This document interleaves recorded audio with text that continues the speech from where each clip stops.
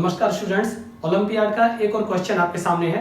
मुझे उम्मीद है कि जो वीडियोस मैं अपलोड कर रहा हूं जो ओलंपियाड से रिलेटेड है आपको अच्छे लग रहे होंगे। हो सकता है सब्जेक्ट में आपका इंटरेस्ट थोड़ा डेवलप हुआ हो। देखो, एक बात मैं आपसे शेयर करना चाहता हूं कि आपकी जो टेक्स्ट बुक है, भले आप सीबीएसई बोर्ड के हों या अदर स्टेट बोर्ड के हों, टेक्स्ट बुक को सोल्व करना, उसके सारे क्वेश्चन अच्छे से कर लेना बेटर है, ठीक है। बट उससे भी अच्छी बात है कि अगर आप ओलंपियाड एग्जाम्स को फाइट करते हैं, उनके लिए आप तैयारी कर रहे हैं, तो आपको उस लेवल से थोड़ा सा ऊपर उठ के तैयारी करनी होगी। तो जो भी कंसेप्ट अपनी बुक में आप सीख रहे हैं उनको डिफरेंट तरीके से अप्लाई करना आपको आना चाहिए। तो इस क्वेश्चन को हम देखेंगे। a-5 whole square plus b-c whole square plus c-d whole square plus b plus c plus d minus 9 whole square equal 0। तो इसकी वैल्यू फाइंड करनी है। a plus b plus c multiplied by b plus c plus d। अब देखो, सबसे important बात कि यहां पर आपको चार वैल्यूज पता होनी चाहिए। कौन सी? a, b, c और d। ये चार जो वेरिएबल हैं, इनके वैल्यू पता किए बगैर इस क्वेश्चन को सोल्व नहीं कर सकते। तो कैसे करें? आपको ये भी लग रहा होगा कि सर ये एक इक्वेशन है, इसकी वैल्यू पूछी है, अब इसमें हम कैसे पता करेंगे? तो देखो, सबसे इंपॉर्टेंट बात यहां पर एक फैक्ट आता है। फैक्ट ये है कि a-5 का होल स्क्वायर एक पॉजिटिव नंबर होगा, ठीक है, because square quantity always positive होती है। ये भी स्क्वायर है तो पॉजिटिव नंबर, पॉजिटिव और पॉजिटिव। अब दूसरी इंपॉर्टेंट बात कि चार पॉजिटिव नंबर्स का स्क्वायर का जो हम सम कर रहे हैं, मतलब स्क्वायर स्क्वायर स्क्वायर और स्क्वायर, तो चार पॉजिटिव नंबर्स का हम जब सम कर रहे हैं और हमें क्या मिल रहा है? 0। तो अब ये बात ध्यान में रखें कि जब सभी नंबर्स का सम 0 है तो ये सारे इंडिविजुअली 0 होंगे, क्योंकि स्क्वायर नंबर ऑलवेज पॉजिटिव होता है। अब आप थोड़ा इमेजिन करके देखो कि अगर मैं आपको चार नंबर दूं कोई भी और मैं कहूं कि इनका सम 0 है, ठीक है, बिना कोई कंडीशन दिए, तो उनमें कुछ नंबर्स पॉजिटिव होंगे और कुछ नेगेटिव होंगे। बट हम स्क्वायर कंसीडर कर रहे हैं तो स्क्वायर क्वांटिटी ऑलवेज पॉजिटिव होती है और उसको 0 ही होना पड़ेगा, क्योंकि सबका सम 0 हो रहा है। तो फिर ये 0 0 0 0 मिलकर सबका जो सम है वो 0 होगा। इसका मतलब हम यह कह सकते हैं कि a-5 इक्वल 0। तो यहां से जो a की वैल्यू मिलती है वो 5 मिलती है। बस इसी तरह से यहां से b, c और इनकी वैल्यूज हम निकालेंगे।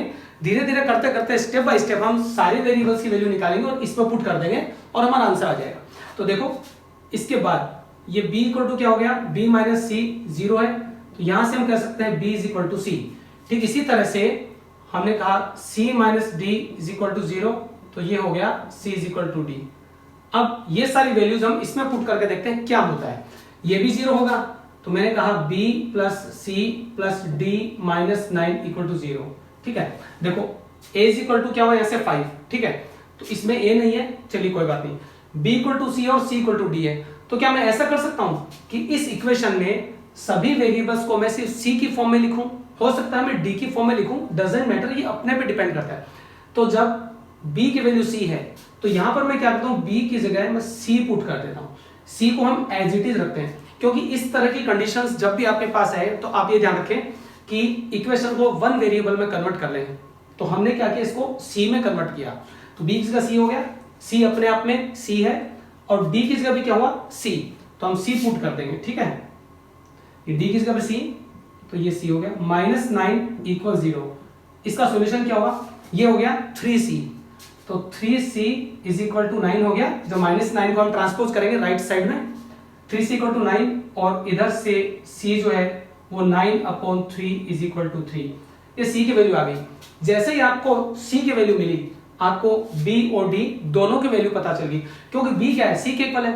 तो मतलब हम ये कह सकते हैं कि जो b है वो भी 3 है, b इक्वल टू c, और d की वैल्यू भी क्या है? c के इक्वल है। तो यहां से हमें d की वैल्यू भी मिल गई। अब देखो, थोड़ा सा इजी हो जाता है question. c is equal to 3, b and d are also 3। अब यहां से हम क्या करें? a की वैल्यू 5 है, तो अब आप समझ गए होंगे इस क्वेश्चन का आंसर निकालना बहुत आसान होता है। हमें सिंपली इन सब की वैल्यूज यहां पे पुट कर देनी है। तो फिर मैं इस एक्सप्रेशन को लिखता हूं जिसकी वैल्यू हमें पूछी है, a plus b plus c, फिर b प्लस सी प्लस डी। चलिए वैल्यू पुट करते हैं। देखो a की वैल्यू क्या है? a की वैल्यू 5 जो हमने पता की, ये सारी वैल्यूज हमने यहां से निकाली। ये जो रिजल्ट हमने निकाली है तीनों ब्रैकेट से निकाले, ठीक है।